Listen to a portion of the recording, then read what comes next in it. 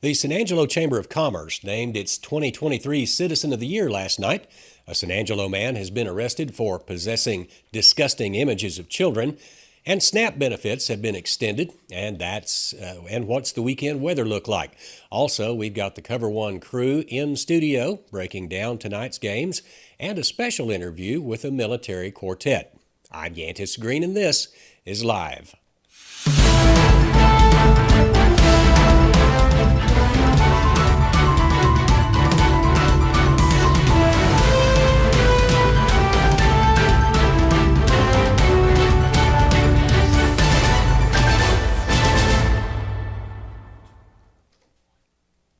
When's the last time you had a really good steak? Maybe it's time to take a trip out to Miles, Texas and select the juiciest and tastiest cuts of steaks in Texas at Sklenorix.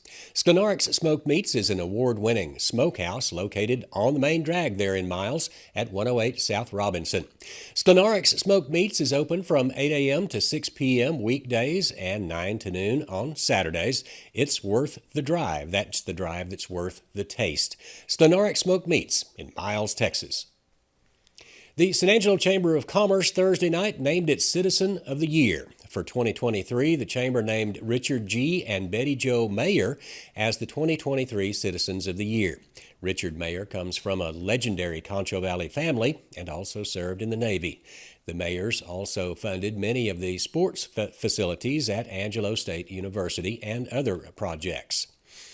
On to crime. A San Angelo man was arrested by the Tom Green County Sheriff's Office for possession of obscene images of children on burner phones. Zach Potter was identified after the National Center for Missing and Exploited Children sent the Sheriff's Office a cyber tip. While being interviewed by investigators, Potter allegedly said the images he downloaded were of individuals aged 10 to up to 40, and he obtained the images from several websites on the internet. Potter was arrested and booked into the Tom Green County Jail and has a bond of $50,000. Better news, Supplemental Nutrition Assistance Program or SNAP benefit recipients have a little extra time to report their food loss due to the recent winter storm. Residents in 67 counties in Texas will have extra time, and those counties in and around the Concho Valley include Coke, Concho, Irion, Kerr, Llano, Mason, and Sterling counties. In the weather heading into the weekend, Tom Green County is looking at a pretty good weekend, a beautiful weekend as a matter of fact. For the remainder of this afternoon, it's going to be sunny, windy, and a bit cool. Tonight, the temperature will drop to the mid-20s. It's going to be cold, so bundle up. Saturday, though, the highs will jump back up to the mid-50s, around 56 degrees, and then Saturday night a low of around 34, so it won't quite reach freezing. Sunday should be clear with the sun out. Into Sunday and Monday, it'll heat up a little bit with highs back into the mid-60s and then lows in the mid-40s. Now, Monday night, we could see a thunderstorm move into the area. There's a 60% chance of rain. We'll keep an eye on that. That goes on into Tuesday morning. For Wednesday, look for a high around 73 degrees, so warming up quite a bit. And then break out the jackets again as the high looks to be around 49 for Friday. When we come back, Mission Winds, an Air Force quartet that plays reed instruments, will be in studio and will play a piece of music titled The Sun. After the interview, the COVER1 crew will break down the area's basketball games as the boys wrap up district and the girls begin the playoffs. Thanks, Yantis. I'm Joe Hyde. We're on our interview segment of today's Live Daily News, and I have a very special guest because we have a bunch of musicians in San Angelo today. Let me introduce to you Michelle Van Helg. Yes, Did I get that right? You got it. That was perfect. All right. And so, Michelle, you are the head of the Mission Winds? Yes, we are the Mission Winds Clarinet Quartet, and we are an ensemble that comes out of the larger group, which is the United States Air Force Band of the West, based in San Antonio, Texas. So the Air Force Band of the West, people in San Angelo ought to be used to, is because you played our 3rd of July concert 2 years ago. We did. It was a wonderful event. And it was wonderful. We had lots of fireworks and firecrackers and everything, but the musicianship of of all the service bands is outstanding. And we were talking about before before we went on camera about how you select first chair, second chair. You really don't. You just have a first chair standard. Exactly. The Air Force has a process for creating the highest standard of our performing artists. And when musicians come in to audition, we choose only those who meet the highest standards. And then you might be one week or one concert playing the first chair parts, and the next time you're playing third clarinet parts. Right? Exactly. So what are you doing in San Angelo with all these clarinet players? So we're here to connect with the community, to bring music to all of San Angelo, just to celebrate together, to celebrate who we are as a military and civilian community. Okay, and there's a concert tonight? 6 p.m. at the Museum of Fine Arts. At the Museum of Fine Arts, there will be a concert tonight, and it'll involve this reed quartet. I'm going to call it a reed quartet. How's that? That works. We are reed instruments. So tell me about yourself. How did you get started playing the clarinet? Well, I started playing the clarinet in the 5th grade, like most young musicians do, and I just fell in love with it, and I ended up studying the clarinet for my bachelor's degree. I graduated from Ithaca College with a music education degree. And where is Ithaca College? Oh, I'm sorry, it's in upstate New York. Upstate New York, so up there in Yankee Land. It's in Yankee Land. And then what convinced you or encouraged you to join the Air Force? Well, there was a collegiate professor who told me about the opportunities that were available in the Air Force bands, and I immediately looked for an audition and pursued that job. Okay, and so the Air Force bands, not only do you do outreach to U.S. communities, but you also do some stuff overseas. So tell me a little bit about that, I want to say the Air Force mission overseas with music.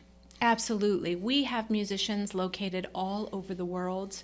What our musicians are doing is they're promoting the mission of peace, and connectivity between communities of different countries, different cultures. Very often our musicians will go into a community and they will perform side by side with musicians in that country.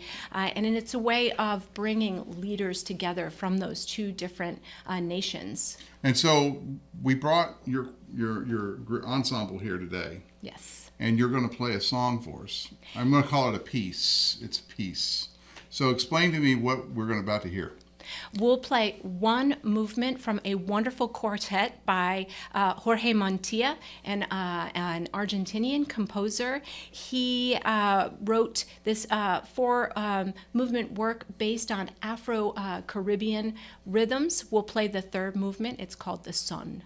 The Sun, like the S-U-N sun. S-O-N. S-O, the sun. Oh, sun. You got to say the sun. Yes. So tonight at the San Angelo Museum of Fine Arts, that's the big building that looks like a saddle, and you will be performing what time? 6 p.m. 6 p.m. So let's get a little bit of a preview. We're going to flip the cameras around, and we'll have a full-on concert here in the San Angelo Live Studios. All right.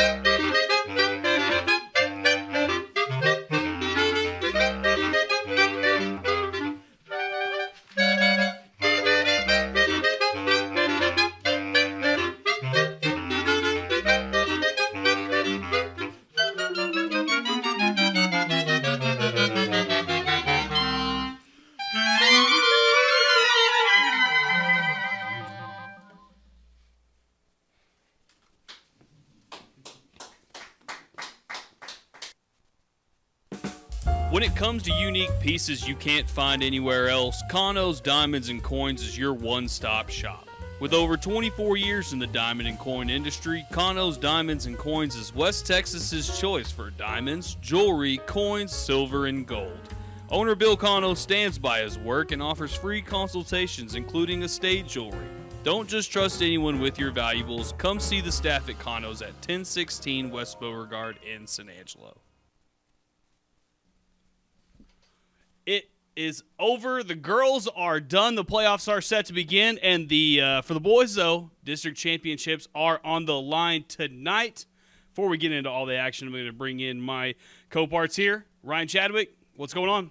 How's it going? Hey, this has been an interesting week of basketball. I got to see my hometown play this week, so I'm having a pretty good week. James, we'll bring in you now. How's your week been?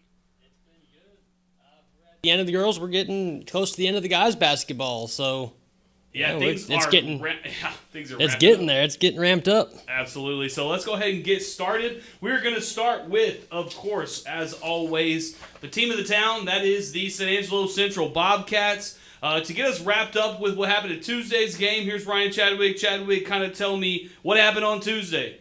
Well, the Lady Cats won their 8th straight game in their season finale. Took it to the Midland High girls. Midland High girls' worst team in the district, and the Lady Cats had that emphatic win. Just a real statement on the end of their season. The boys kept their playoffs hopes alive on Tuesday as well. Won their 4th straight. Again, in a game that they lost by 7 at Midland High, they won by almost 30 points in San Angelo. How do you see that working, James, when you lose to a team, but then when you get them at home, you blow them out like that? That's got to build some confidence, right? No, absolutely, and it's kind of been weird. Central dropped 3, and then they've come out and they've win. Now they've been winning, and at one point it was like, is Central going to be out of this early? And now all of a sudden they're right back in it. So yeah, spirits are high there for the Bobcats. Chadwick, just run me through a little bit about what the Bobcats are looking like for their last playoff push here before tonight's game. Okay, so the Bobcats have 2 games left. They play tonight at Friendship in Wolfforth, or if you want to call it Lubbock. Friendship is the best team in the district. They hold a 2-game advantage over the Bobcats, but their only loss on the district season is to Friendship. So the Bobcats are going to have a real tough test in front of them tonight, but if they win this one, that's when they can get back in that discussion about actually winning that district championship. If Friendship loses out and the Bobcats win out, then the Bobcats will own that tiebreaker. Hey, so now let's talk about the girls, though. They weren't able to win the district championship, but they got dang close. We're going to hear from Coach Jeter here in a minute, but just to kind of prep that interview a little bit, Chadwick, what was kind of the mindset for those girls going down the end of this stretch? So, and oddly enough, it is the identical situation for the Bobcats, or for the Lady Cats, as the Bobcats just 2 games removed, right? So the Bobcats handed the Friendship Lady Tigers their only loss of the season so far in district, and they had won 8 games in a row, or 7 games in a row up to this point. So they won on Tuesday night, and they needed Friendship to lose, but of course Friendship won. So Friendship won that district championship, but the Bobcats did get the 2 seed in their district, and they're moving into the playoffs. For sure. And then, James, let's go back. I know I'm jumping kind of back and forth here a little bit, but the girls, they wrapped up. We know what's going to happen with them. You want to talk a little bit about the boys' game tonight, James? Who they got? What's this going to action be looking like? Well, they've got Friendship, coming up, so they're going to be. It's a tough one. Yeah, no, I remember that first game. They're like, this is going to be really tough between Friendship, because Friendship was on a hot streak when they first played, undefeated. And I was thinking, man, that was when I was thinking Central might be out of this, but no, they are still in it, and they beat them that night. So let's see what Central can do here. Where are they at, Chadwick? They're in Wolfforth. They're in, yeah, that's right. You said that. So in Lubbock tonight, make sure that you go out there. Of course, it will just be boys games, as the girls have already wrapped up their season. But we did break some news on the interview with Coach Jeter. Make sure you stay tuned for that in just 1 minute. But before we do, I'm going to kick it to Chadwick, because he's going to have to explain this a little bit, because this is really important when we're talking about this Lady Cat team. So Chadwick, kind of talk about the next step. Where's this next game? Who are they playing? What's this matchup looking like moving into Monday? Okay, so in that interview, you will hear Coach Jeter break some news, but I guess I'm going to break it first. So the Lady Cats did get second place in their district, so they are the second seed. They are traveling to Fort Stockton on Monday, February 13th, to play the El Paso Pebble Hills squad out there at 1 o'clock. There was a couple different time slots, and the Bobcats the Lady Cats kind of drew the short end of the stick on that one. But yeah, they're playing at 1 o'clock on Monday, February 13th in Fort Stockton. What do we know about the Pebble Hills girls? So basically, they're size-wise, they match up well with the Lady Cats. They're both teams are on the smaller side, but as you'll see in the interview, Coach Jeter's confident that his girls are better. All right, and now it's just going to get some picks before we go to that interview. James, I will start with you as always. What are we looking like tonight? The boys are the Central High Boys. The Central High Boys Bobcat basketball team gonna pick up the win. You know what? I'm gonna say so. I know Friendship's gonna remember that loss they took, and they're gonna try to come out hot. But this is, it's getting down to it. It's nut cutting time. So Central's gonna certainly step up, and I think they're gonna win this one. You got a score? I'm gonna say, I'm always way off on the scores. I'm gonna say like 53-47. 53-47, Yeah. cutting it a little close. I think that actually right now, the Bobcats have had a really good year, but this Friendship Tiger team's probably not going to lose twice to them. I got the Tigers winning this one, and I got them winning by 6, 50-56. Chadwick, what about you?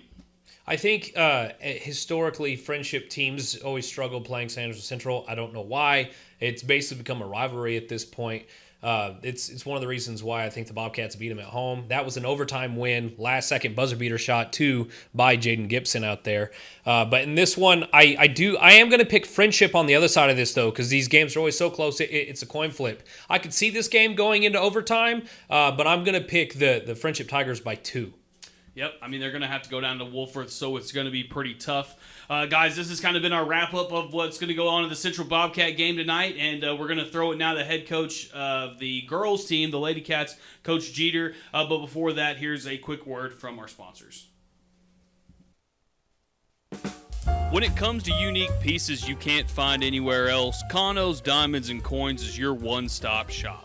With over 24 years in the diamond and coin industry, Kano's Diamonds and Coins is West Texas's choice for diamonds, jewelry, coins, silver, and gold. Owner Bill Kano stands by his work and offers free consultations, including estate jewelry. Don't just trust anyone with your valuables. Come see the staff at Kano's at 1016 West Beauregard in San Angelo. I'm here with Coach Jeter, head coach of the San Angelo Central Lady Cats. And Coach, y'all had a great end of the season, played y'all's season finale last night. How are you feeling today? Oh, we're pretty excited. We started off district pretty rough. We let 2 games slip away from us, we feel like, and start off 0-2, and then we finished off 8-0. So we're pretty excited about that. Pretty strong finish to district, getting ready for the playoffs. Oh, and yeah, Coach, that's one thing that I noticed, especially that first loss to Odessa High. It was a close game the entire time, and you let it slip away at the end. But this is a team that has just improved as the season has gone on. It looks like y'all just gaining steam with every game you play. Like the margins of victory keep getting bigger and bigger. Is this something that y'all are specifically working on in practice, scheme-wise, or is it just about these ladies coming together? Yeah, it's really about them coming together. So we haven't really changed our philosophy much this year. We've implemented our defense and implemented our offense, and then it's just growing as we keep repping. So they have a new coach come in, and I told them around Christmas time, like, we've been together for 4 months since we started the season. So it's going to take some time to develop. And right around that time when we started district, we felt like we were kind of in a groove. And, traveling to Friendship, the district favorite at that time, going to their places to open up district and losing by single digits, that wasn't the worst loss that we had. But I feel like we felt like at home versus Odessa, dropping that game kind of really sparked what we've been talking about and what it's going to take to take us to the next level. And so, we started, really focusing, bearing down in practice and really locking in and buying into the process. And so ever since that loss at home that we feel like we let slip away from us, we kind of had a chip on our shoulder for the rest of the district. And Coach, that's evident to see, because like anytime anyone wins 8 games in a row in anything, like let alone district games, like you can definitely tell Right. these ladies are playing tough, they're playing mean, and that shines through on the defensive end of the floor. And I know that you're more of a defensive minded coach. Like how does it feel watching your ladies just play that exact scheme the way you want it to? Right. Yeah. I say it all the time. I feel like we hang our hat on our defense, and we like to put that first. And so, to me, defense is just effort. I mean, anybody can teach man-to-man principles like, hey, see your man, see the ball. But it takes a lot of effort to be able to go get that ball. And so, my girls, I have never had one time where I've had to question their effort. And so that speaks volumes when it comes to defense. And so, we have small, quick girls. And so our defense is something that can really hurt people. And so we talk about it all the time. We let them know we're not always going to be we're never going to be the biggest team, but we can be the fastest and the hardest work. And so we kind of, make that our philosophy when it comes to defense, and it helps us out taking defense leading into offense. Our defense leads into a lot of offensive opportunities for us to put points on the board, and then, obviously take points away from them. All right, Coach. Well, let's talk playoffs for a minute. The season is over. Finished second place. Got that second seed at 8-2.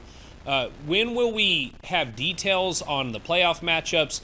Where do you think it's going to be? Like, is Central going to host a game? Like, just talk to the audience a little bit about what to expect. So we're about to blow that up. I just got off the phone this morning with the opposite coach, and so we were waiting for last night to see what Friendship would do, and they did what we expected them to do and won. So we're going to be second seed, and so now that's going to be locked in. So we are going to play in Fort Stockton versus Pebble Hills, El Paso Pebble Hills, at 1:00. There was 4 time slots. We just happened to be the first one. So we'll play at 1:00 at Fort Stockton versus El Paso Pebble Hills on Monday, February 13th. And that's not exactly what is ideal, playing a team that far away in El Paso. But I will say, Coach, Central has been making that trip in all sports for a while. What do you think y'all's chances are right now? Well, I think we match up pretty well against this team. Like I said, we're never going to be the biggest team, but they're not very big either. So whenever we see somebody that's our size, we feel like we're pretty confident with that matchup. I would put our small guards and our medium posts, up against anybody. So we feel pretty confident in that. I feel like they like to run, we like to run. They like to shoot, we like to shoot. So it's just going to be who's locked in and who's who's dedicated at that time and who has a better game. So I feel like we match up pretty well. It's just going to be who wants it more. Yeah, Coach. Well, I know all of us here at home are going to be pulling for y'all really hard. But speaking of your 2 really quick guards, let's talk about Alyssa Barron and Jules Perez for a minute. They seem to always be in the mix when it comes to the leading scorer. I know Sydney Moore's in there a lot too. But just talk about those 2 girls for a minute and their relationship together, because from what I've heard, they've been playing basketball together since they were about 6 years old. So just tell us a little bit about those 2. Yeah, so they've been playing everything since they were kids. Obviously I wasn't around when they were kids, but I hear a whole bunch of stories, and so they just seem to know what the other person's doing. So our offense is a lot of dribble drive and read and react type of stuff. And with that, you're not just reading the defense and reacting to the defense. You got to know what your teammate's going to do. And those 2 connect well often. Like one's about to dive, the other one sees her. The other one's about to relocate on the perimeter, and the other one kicks it to her. They just know where they're going to be. They know what the other one's strengths are, what the other one's weaknesses are, and they just feed off of that with each other. So it turns into a pretty good duo for us. And Coach, not just to single those two ladies out individually, give me one more player. Let's say the one who doesn't get as much recognition in the press or on the news at night. Like the lady who works harder than everybody else and it's still like vital to this team. Oh, we have multiple of those, but Nevaeh Hurd, she is a scorer without the recognition, and she does it in such a quiet way, and she's so humble about it all the time. But you'll see her in the column. She's our leading scorer. She averages 14 points a game in district, and that's with a couple of nights where she's even more quiet than normal. But I mean, there's games when she can put up 15, 20 points, and you don't even know it until you look at it. I think partially with me watching is that I just expected to go win. When she shoots that 3 ball, I expected to go in. So it's when she does it and she makes it, it's kind of like, yeah, that's Nevaeh. Now let's go get on defense. And so she is just one that you can rely on night in and night out to put points up on the board. And she does it in such a quiet way that it's hard to recognize sometimes. Yeah, Coach. Like when I see her shoot the 3, she has such a pretty shot too. Lots of arc on the ball, and I know what you mean. It always seems like it's just gonna fall right in. And I will say, watching y'all this season has been an experience for myself as well. Because it's not that I wasn't a big girls basketball fan before. It's just I haven't watched much of it. But I will say, y'all are always fun to watch. It seems like whenever the games gets tense, when other teams get frustrated with your defense, y'all are always just in the mix, tumbling around, and like it's just impressive to me anyway. But Coach, I got one more question for you here, and this one's a little bit just on the fun side, just so that the community can get to know you a little bit better. And by the way, I know this is the season that you did get your 100th win as a head coach, so congratulations for that. Well, thank you. But when you started coaching, I'm going to ask why girls basketball, what was your favorite team growing up, and who do you model your coaching philosophy after? Well, okay, so why girls basketball? Well, I was a boys coach for a while, and football just took a toll on you before basketball season. And so I tried every which way to be just a boys basketball coach and kind of put football to the side. But it's such a big sport here in the state of Texas. So they found a way for me to help out as much as I could. Well, as I started moving up into higher classifications, basketball became, you couldn't be your second sport. It had to be your first sport if you were the head coach. And so my wife grew up in Abilene. And that girl's job was open, and she was all about going back to Abilene, being closer to her parents. And so I went for it, got the job, and turned out to be a good decision for us. So, and we've stuck with it for a while. I have 3 boys, so I don't know exactly how long we'll be sticking with it, but I love the relationships that we build with the girls, and and they're just so fun to be around. Lots of different emotions, but fun emotions. A lot of different personalities, but fun personalities. Well, I grew up in Millshoe, and so watching some Amarillo basketball was my favorite. My Lubbock basketball. Those are some big towns with really good players. But my favorite player was Paul Pierce, and I felt like I tried to play like him a little bit. I wasn't the fastest person, but I wasn't the smallest either. So I found ways to get to the rim and be able to shoot on the perimeter a little bit like him, and he just became my favorite player. I try to mimic him. Coaching wise, I always said Bob Huggins was somebody I like to look up to in the coaching world because he likes to run. You talked about not being a fan of or not watching much girls basketball. Well, we try to make it pretty fun. A lot of the times, girls basketball can be a little bit slower than boys basketball, so. We try to get out and run, make the game exciting, cause controlled chaos. So fly around on defense and then slow it down and make the right decisions on offense. And I feel like that helps make the game a little bit more entertaining and bring people out to watch us. Well, Coach, that philosophy has definitely paid off this year. finishing 8-2 in district like that. Congratulations on a successful season. I know it's not over yet. Let's get a couple more trophies in that trophy case for these ladies. You know what I'm saying? Oh yeah, for sure. That's our plan. That's our goal. Hopefully it's not over for a little bit. Yeah. All right.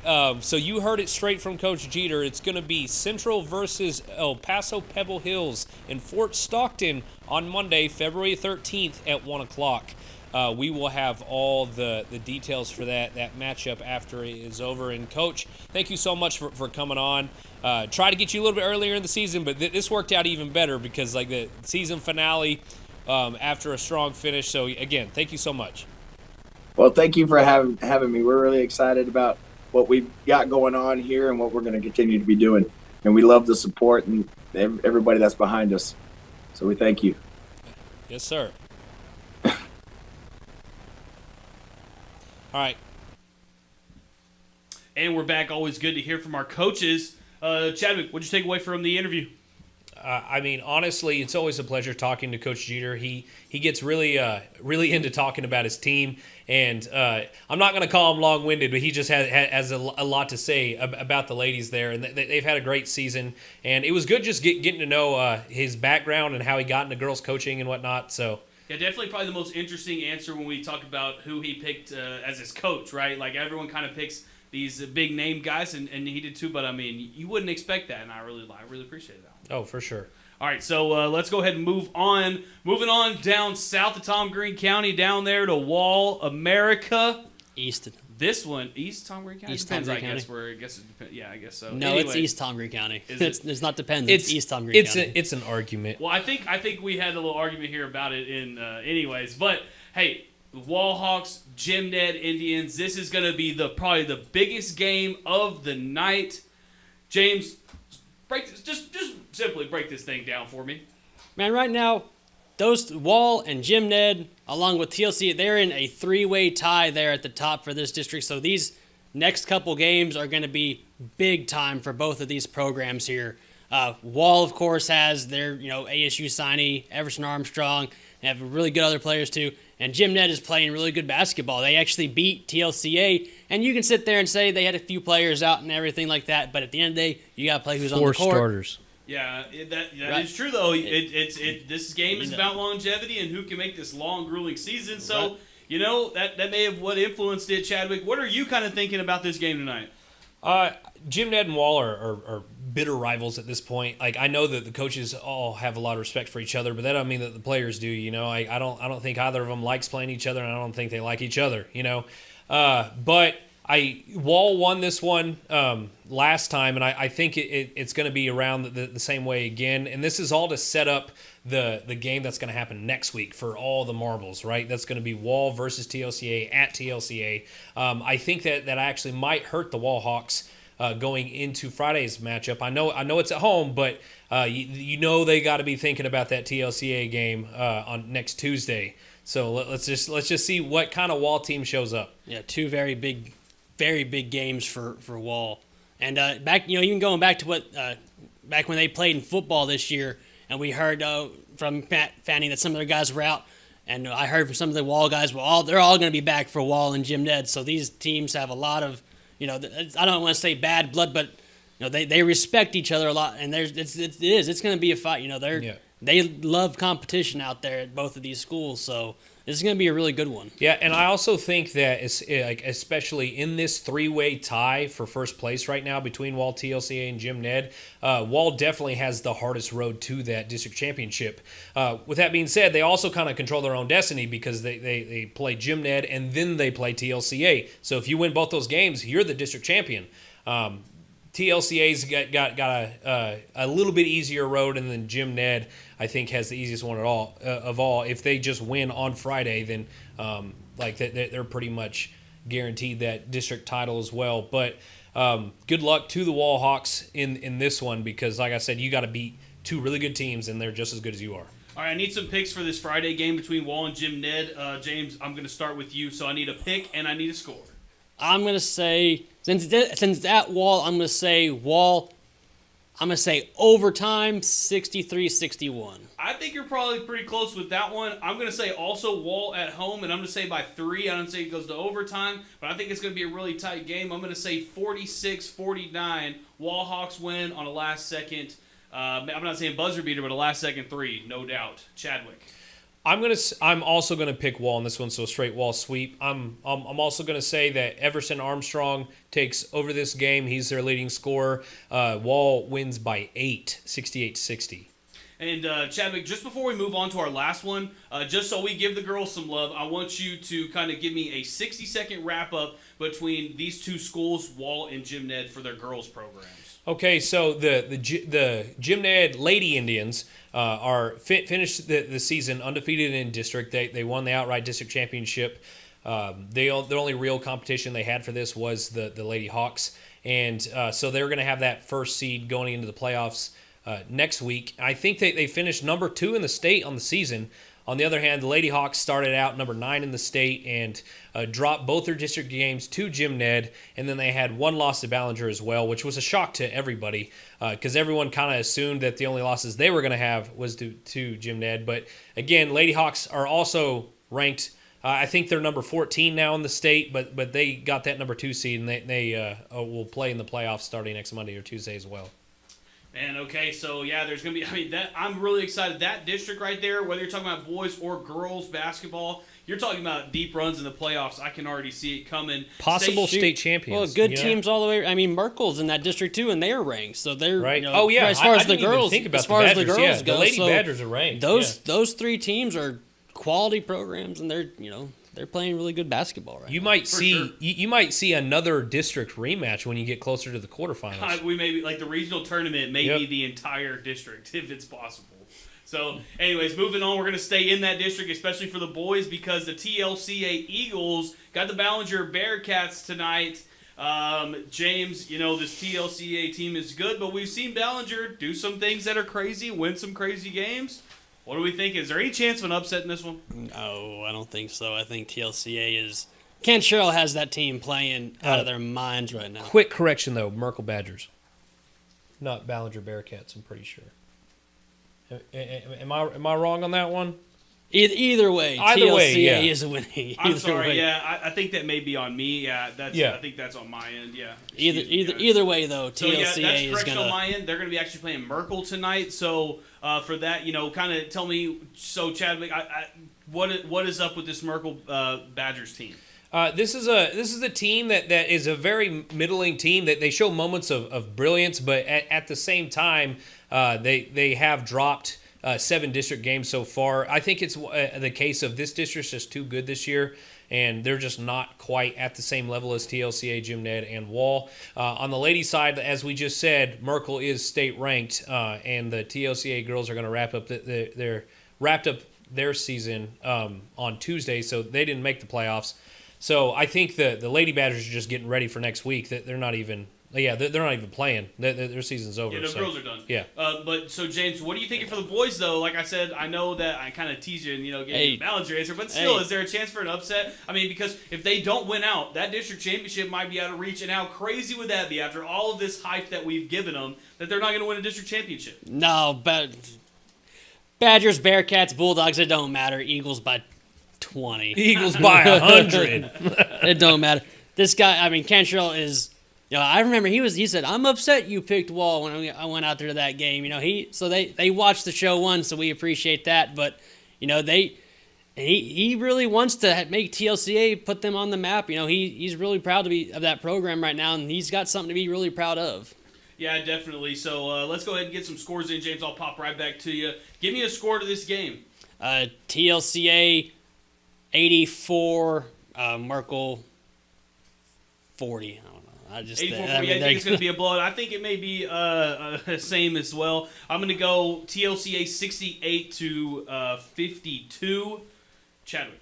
I'm kind of with you, Matt. I think the game's going to be a little bit closer. The Merkel Badgers are much better than the Ballinger Bearcats or the Great Creek Eagles, so it's not going to be one of those 100-0 type games. The Merkel's defense is actually pretty good too, so I'm going to go 64 to 50.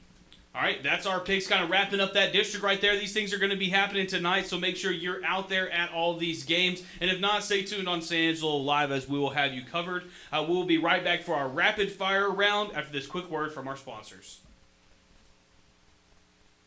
Hey folks, Todd Price from Jim Bass Ford. Have you noticed the last couple of years cars and trucks have been overpriced? Well, not anymore. At Jim Bass, we have a slew of F-150s priced around $4,000 off MSRP. And my Uncle Perk used to tell me, Todd, opportunities are never lost. Somebody takes the ones you miss. Don't y'all miss this one. Jim Bass Ford, Houston Hart and Hardin Road, or 24/7 at bassbudge.com.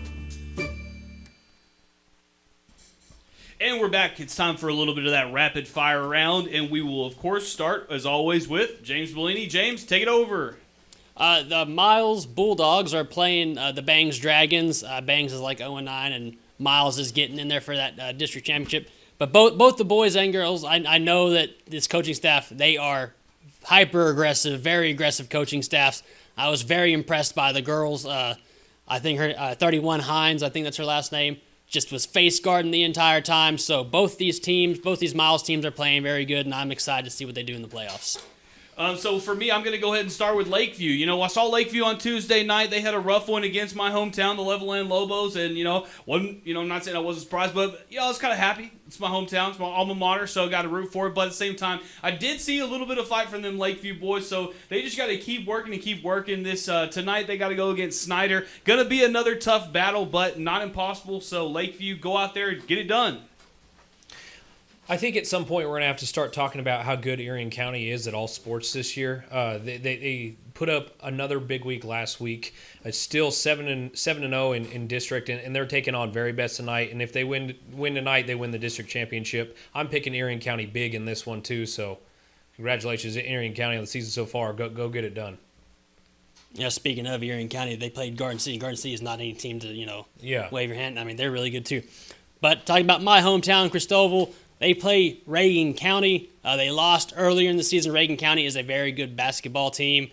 These are two really good programs, and it's going to be a tough one for Christoval. But Jerron Slayton plays very well. But watch out for Sebastian Salinas. He is a very good post for Christoval. We've been arguing about that district the entire week. We've been saying who's going to win this thing. It's either going to be Reagan County, it's either going to be Christoval, or it's going to be Sterling City. So we're all going to kind of argue with it, and I'm going to stick with the Reagan County Owls. Man, they're undefeated in district for a reason. They haven't dropped many games. They're going to have to go to Christoval. Are they in Christoval, James? No, they're in Big Spring. So they're in Big Lake. Big Lake. So that even bodes well for me in that one. They're going to have to end the season with Sterling City. So kind of like Wall, they got a tough battle to keep that top spot. But I think they can get it done. And for that, I'm going to pick Reagan County to win that district. I have the third place team in that district right now, and that district's crazy because it's all within 3 games. If Reagan County loses out, then Christoval can win, and Sterling City has a chance. And Sterling City did themselves no favors when losing in Christoval. What was that, Tuesday or Friday? I think it was last Tuesday that they actually lost to Christoval.